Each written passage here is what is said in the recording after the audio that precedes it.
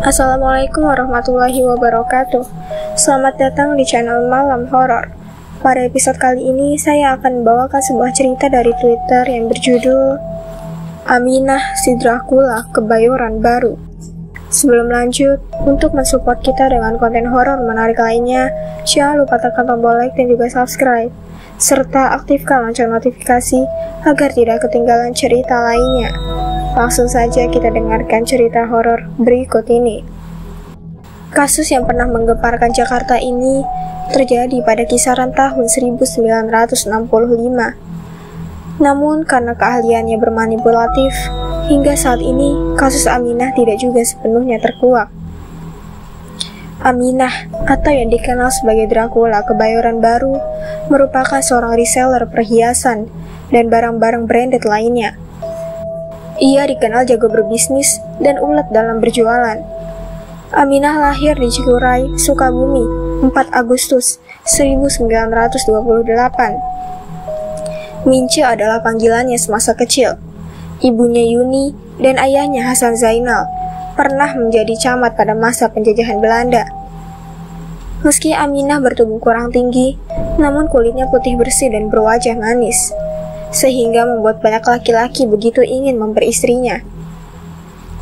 Pada 21 Januari 1966, Jakarta gempar karena ditemukannya mayat perempuan mengambang di sungai.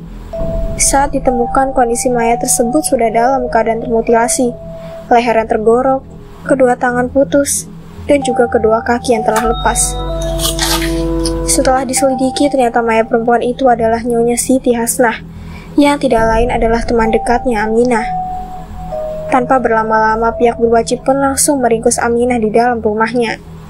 Tanpa perlawanan, Aminah menyerahkan diri. Tapi ada yang lebih mengejutkan. Sebenarnya baru akan terjadi.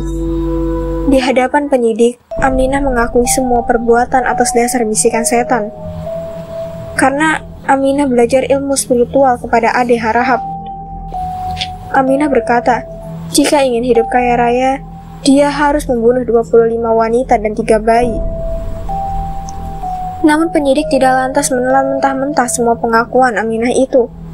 Penyelidik pun menanyai Aminah, apa tujuan setelah membunuh Nyonya Siti Hasnah selain merampas semua perhiasannya? Karena keceplosannya, Aminah berkata, yang akan saya lakukan sama seperti yang Nyonya Mangku Siswoyo alami, terkubur membusuk di bawah pohon mangga rumah lama saya. Berdasarkan pengakuan ini, polisi pun bergegas menuju TKP untuk menggalinya. Dan benar saja, saat tanah itu digali, ditemukan tulang belulang Nyonya Mangku Siswoyo. Atas penemuan ini, polisi pun semakin mendalami kasusnya Aminah. Dan betapa mengejutkan pengakuan yang polisi dapati. Aminah mengaku bahwa ketiga anak angkatnya juga telah dia bunuh tanpa sepengetahuan siapapun. Dan Sumarni, sahabat kecilnya yang dia tolong saat Sumarni dibuang oleh keluarganya. Polisi menanyai di mana Aminah menguburkan Sumarni dan para korban lainnya. Aminah mengakui mengubur jasad Sumarni di pantai Sukawayana, Pelabuhan Ratu. Polisi pun langsung bergegas ke lokasi. Namun dalam perjalanan, Aminah terlihat tertawa bahagia, seolah mau pergi healing. Setelah dilakukan panggilan selama beberapa jam, tidak juga ditemukan apapun pada lokasi yang Aminah tunjuk. Dan fakta yang telah mengejutkan, Aminah sudah melakukan pembunuhan sebelum mengenal guru spiritualnya Harahap. Menurut ahli kejiwaan Dr. Tomokusumo, Aminah mengidap hipertensi eksploitif, yang dalam keadaan terdesak bisa melakukan tindakan super nekat, seperti memutilasi orang demi memuaskan egonya. Aminah pun divonis 20 tahun penjara.